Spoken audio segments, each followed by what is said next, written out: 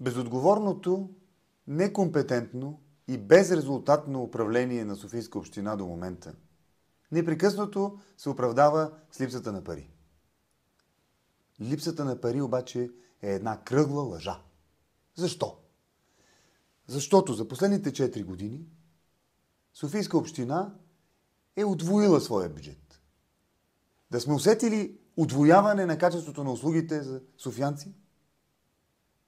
Не само е удвоила своя бюджет, ами е задлъжняла 6 пъти повече. Някой да ни е обяснил или да е оправдал това задлъжняване? Някой да се е замислил за това как тези пари ще се изплащат по-късно? Доброто финансово управление предполага 3 неща.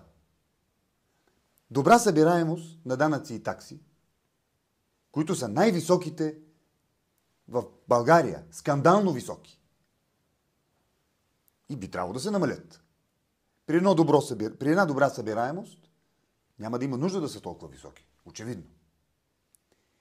Добра организация на харченето. Добра организация изобщо на администрацията на тази община.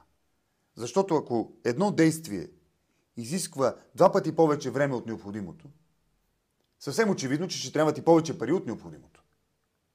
И трето, качество и отговорност при харченето. Защото ако едни пари безконтролно отиват някъде и не се знае какъв е резултата от тяхното харчене, естествено, че те никога няма да стигнат. Мигновенно ще извърша международен одит не само на финансите на общината, а на всички дъщерни дружества и свързани подразделения. Ще се грижа за всяко едно левче на софиянци.